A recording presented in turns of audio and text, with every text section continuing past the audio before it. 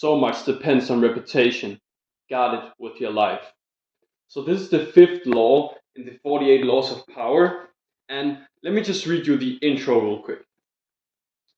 Reputation is the cornerstone of power. Through reputation alone, you can intimidate and win. Once it slips, however, you're vulnerable and will be attacked on all sides. Make your reputation unassailable. Always be alert to potential attacks and thwart them before they happen. Meanwhile, learn to destroy your enemies by opening holes in their reputations. Then stand aside and let public opinion hang them. This law, I know I say it almost all the time, but this law actually surprised me a lot because it seems like, yeah, reputation, but this law is actually very important. Let me just get right into it. So there was this leader. He found out that another leader, this Shuko Liang, that was his name. He was about to get attacked, and he had way less soldiers than the person who was about to attack him. But he had a very strong reputation. So what he did was his fort or his kingdom or whatever you call it. He opened the gates. Then he stood on the wall and he just played music. So the soldiers came. Okay, let me just read you this. Even so, as the soldiers itched to enter the unguarded town through its open gates, Sima Yi hesitated. There was the guy who was attacking. Held them back and studied Liang on the wall. Then he ordered an immediate and speedy retreat. That's because he had such a strong reputation. So they thought they knew that this would be a trap, and they didn't just want to walk straight into a trap. So they retreated, and he would have lost if they just went in, but because he had this strong reputation, they retreated. They got scared. And I think his other name was the Sleeping Dragon. So let me just read this. The Sleeping Dragon carefully cultivated his reputation of being the cleverest man in China. One who always had a trick up his sleeve, as powerful as any weapon. This reputation struck fear into his enemy. The game was so obvious that for one moment it crossed Yi's mind that Liang actually was alone and desperate. But so great was his fear of Liang that he dared not risk finding out. So there was this guy named Barnum. Barnum, he wanted to buy a museum because he wanted to build his reputation.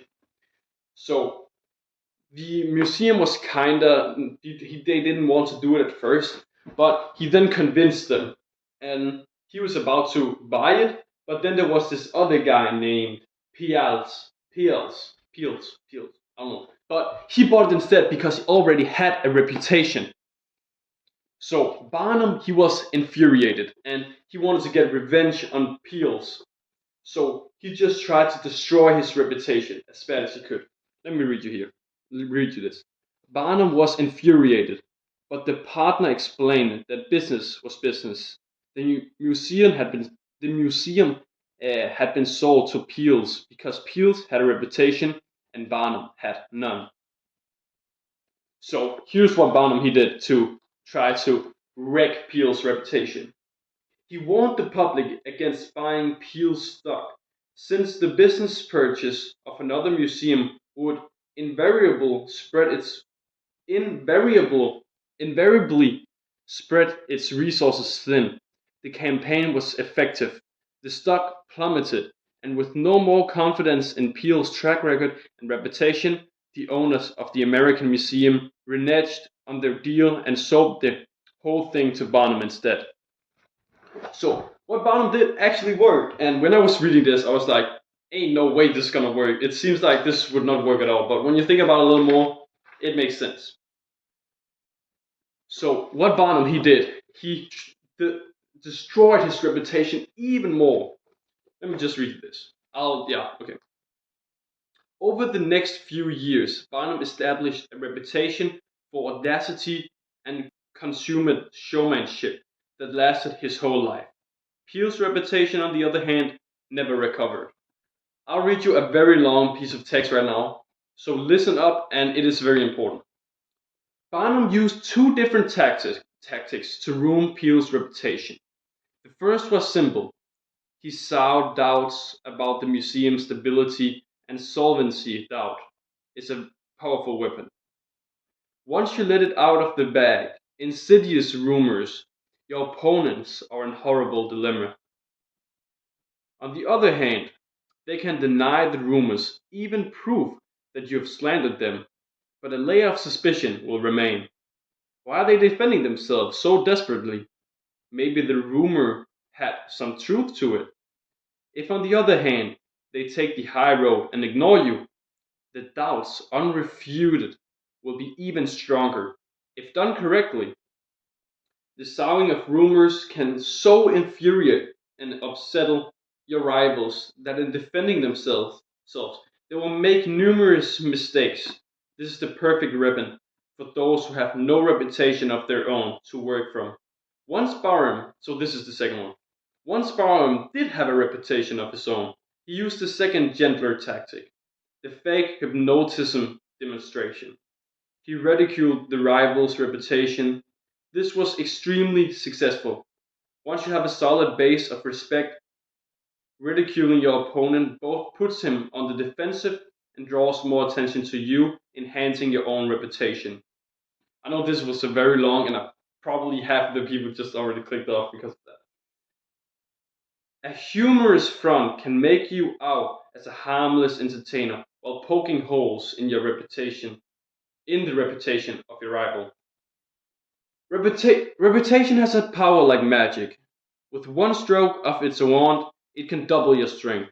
It can also send people scurrying away from you. Whether the exact same deeds appear brilliant or dreadful can depend entirely on the reputation of the doer.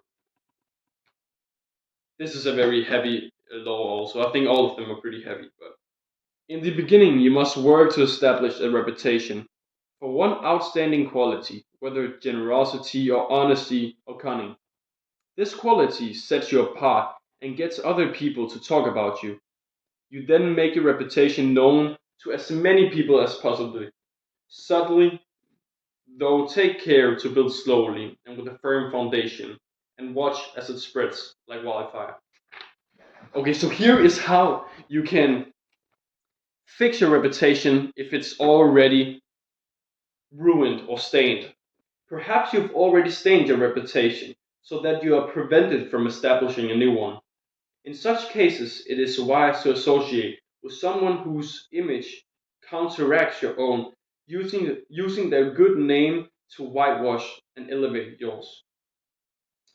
So, if you try to attack another man's reputation and you have lower reputation than your own, then the person with a higher, better reputation has more to lose.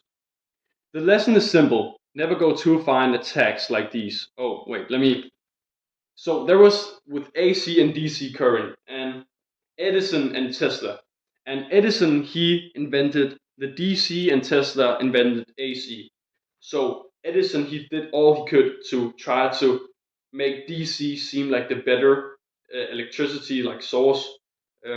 Alternating current was bad, and that direct current was better. So he tried to like kill all sorts of animal with the AC to make it seem unsafe. But all he did was just make Tesla seem better because it didn't really work as he thought. The lesson is simple. Never go too far in attacks like these, for that will draw more attention to your own vengefulness than to the person you are slandering. Here is, I mark this as really important. When your own reputation is solid, use subtler tactics such as satire and ridicule. Here is the rehearsal. Here is when you should not use this tactic. Reputation is critical. There are no exceptions to this law. So, no matter what, you have to implement this law if you want power. There is no doing something else. Reputation, you must build your reputation. Perhaps not caring what others think of you, you gain a reputation for insolence and arrogance. But that can be a valuable image in itself. So, no matter what, you need a reputation. Got it with your life. So, that's all I have for this video, and I'll see you in the next one. Peace!